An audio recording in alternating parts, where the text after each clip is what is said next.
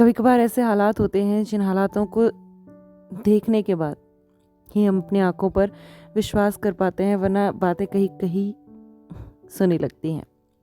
ये सत्य घटना है सलीम जी की, जो मुरादाबाद के रहने वाले थे। सलीम जी का बेटा जैद, जिसे उन्होंने करीबन 5 साल की उम्र में खो दिया। हुआ यूं था कि जैद स्कूल गया, वो उसे लेने गए, वापस जैद नहीं आया। उसका इंतज़ार उन्होंने स्कूल में किया। जब कोई खबर ना आई तो घर आके ढूंढने की कोशिश की, ये सोच कर कि शायद घर आ गया होगा, लेकिन वो कहीं ना मिला। उनकी वाइफ सलीमा जी और जैद बहुत एक दूसरे के घनिष्ठ मित्र भी थे और साथ में माँ बेटे का रिश्ता भी था। जब जैद के गुम होने की खबर सलीमा जी ने सुनी तो वो पूरी तरह से टूट गई। करीबन 1.5 साल उन्हें अपने बच्चे के बिना रहना पड़ा। सलीम जी कहते हैं, ऐसा कोई दिन होगा जब हमने खुद को ख़त्म कर लेने के बारे में ना सोचा हो, क्योंकि जब जब अपने बच्चे को हम याद करते हैं, हमारे कानों में उसकी खुशी, उसकी हंसी गूंजने लगती, जो अब हमारे पास नहीं था। मन में अजीब अजीब से ख्याल आते हैं और उसके बाद हम अपने आंसुओं का न रोक पाते। आगे कहते हैं कि मेरी वाइफ की तबीयत खराब रहने लगी, डिप्रेशन हो गया, इसलिए वो अपनी माँ के घर जाके रहने लग गई। मैं शहर में रहता, काम के सिलसिले से आता जाता रहता था। कहते हैं एक बार बस में मैं सफ़र कर रहा था तो मैंने देखा एक महिला के हाथ में एक मूर्ति है। चूँकि हम दूसरे समुदाय से हैं, मुस्लिम, तो मुझे उस मूर्ति के बारे में कुछ पता नहीं था।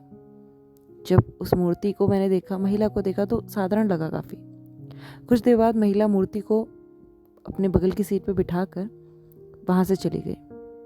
उस दिन शायद मेरे जीवन में पहली बार लड्डू गोपाल का आगमन हुआ, क्योंकि उस महिला ने मूर्ति को कुछ यूँ पकड़ा हुआ था जो मुझे थोड़ा सा अनयूजुअल लगा।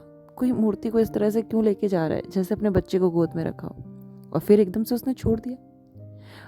जैद के पिताजी सलीम जी ने सोचा कि इसको मूर्ति, शायद वो लेडी वापस आए, कुछ लेने गई हो, लेकिन वो लेडी वापस नहीं आई, बस चल पड़ी। उन्होंने बस ड्राइवर से कहा, कंडक्टर से कहा कि यहाँ एक लेडी बैठी हुई थी जिसने ये मूर्ति पकड़ी हुई थी, वो तो आई नहीं, बस में चढ़ी नहीं। तो ड्राइवर ने कहा शायद वो नहीं चढ़ना चाहती हूँ। लेकिन सलीम जी उस मूर्ति को एक के नीचे उतर गए और उस महिला को आवाज़ लगाई।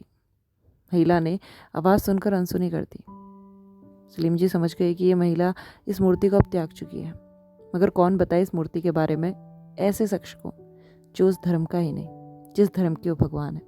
लेकिन जिस तरह से सूर्य अपनी किरणें हर किसी पे निछावर करनी नहीं छोड़ता ना, उस तरह लड्डू गोपाल हैं, जिसको साथ लग्न लगा लें, जिसको अपनी भक्ति में लाना चाहें, फिर वो किसी भी हालात पे ले आते हैं।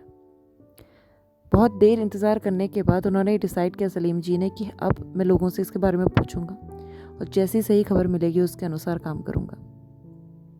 आगे उन्होंने किसी महिला से पूछा, बहन जी ये बताएंगी ये क्या चीज़ है, किस चीज़ की मूर्ति है? क्योंकि महिला जी अच्छे मन की थी, वो समझ गई कि इन भाई साहब को, क्योंकि हमारे धर्म के है ही नहीं, तो कुछ पता नहीं। उन्होंने बताया कि ये लड्डू गोपाल हैं और इनकी लोग पूजा करते हैं, अपने घर में रखते हैं अपने बच्चे के स्वरूप में। ये विष्णु भगवान का रूप है। अब आपके हाथ में क्या कर रहे हैं? तो उन्होंने कहा ऐसा ऐसा हुआ, तो बस में एक महिला छोड़ गई, तो मैंने सोचा कि वो महिला भूल गई होगी, तो मैं उतर गया बस से लड्डू गोपाल लेके, लेकिन उस महिला ने सुना करके चली गई।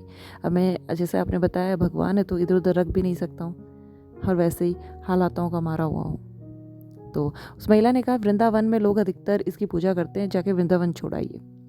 तो सलीम जी ने कहा कोई बात नहीं, एक ये काम और कर लेते हैं। उन्होंने वृंदावन की बस पकड़ी और वृंदावन पहुंचे। बस में लोग उन्हें ऐसे देख रहे थे जैसे एलियन को देख रहे हो। सामान्य सी बात है कि जहाँ पे सब बस में हिंदू हों, वृंदावन जाने वाले तीर्थ स्थल पर, वहाँ इस मुस्लिम का क्या काम?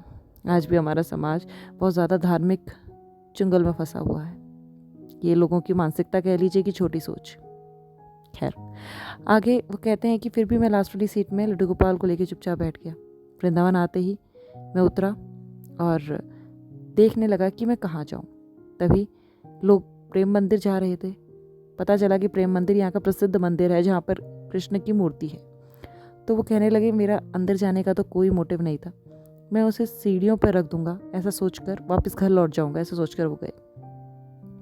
जैसे ही उन्होंने लड्डू गोपाल को सीढ़ियों में रखने की कोशिश की, मैंने सोचा थोड़ा आगे चला जाता हूँ। थोड़ा ऊपर एक बरगद का पेड़ है, उसके पास में रख दूंगा। वो जाकर वहीं बरगद के पेड़ के नीचे उन्होंने भगवान रखे और जैसे ही मुड़कर जाने लगे उन्होंने एक आवाज़ सुनी।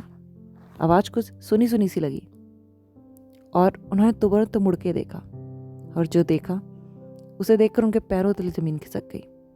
उनका बेटा जैद वहाँ बैठ के रो रहा था।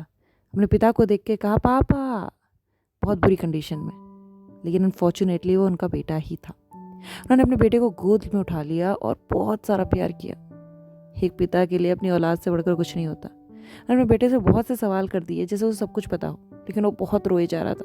बोला, मुझे बहुत भूख लगी है। जैद को उन्होंने खाना खिलाया, अपनी वाइफ को कॉल किया और ये खुशखबरी बताई। श्री कृष्ण लड्डू गोपाल की वो जो मूर्ति वो रख के आए थे, पहले जाकर वापस उठा ली, और कोई कुछ कहेगा नहीं कहेगा ये सोचे बिना अपने बेटे और लड्डू गोपाल को लेकर अपने घर आ गए। वो कहते हैं, आज मेरा बेटा लड्डू गोपाल मेरे साथ है। मैं भगवान को पूर्णतः पूजता हूँ। मैं नहीं जानता कौन से धर्म, कौन सा समुदाय है जो सही कर्म करने से रोकता है। ऐसा कोई है ही नहीं। तो फिर इंसान चाहे तो कुछ भी कर सकता है। तो ये सलीम जी की सत्य घटना थी। मैं मानती हूँ कि बहुत से लोगों को विश्वास करने में बहुत ज़्यादा तकलीफ हो रही होगी, लेकिन जो लोग भगवान की लीला में है ना, उनके प्रेम में है, वो जानते हैं कि ये चमत्कार तो बहुत तुच्छ है। भगवान तो ऐसी ऐसी लीलाएं करते हैं कि धागे को भी साड़ी बना दे, और नारी में साड़ी की साड़ी में नारी। दुशासन खोलते खोलते थक गए, लेकिन नारी के उस वस्त्र को खोल ना सके। तो भगवान की लीला में जो पड़ जाता है, भगवान दोगुने सूद के साथ प्रेम लौटाते हैं। अगर सत्य घटना पसंद आई तो लाइक बटन पर क्लिक कीजिए, सब्सक्राइब कीजिए चैनल को ऐसी ही सत्य घटनाओं के लिए, एंड कमेंट कीजिए, शेयर विद योर फ्रेंड्स, ताकि हम ऐसे ही प्यार और विश्वास और भगवान की पूजा को स्प्रेड कर सकें। आखिर में कमेंट करते हुए जाइएगा। श्री कृष्णा, राधे राधे।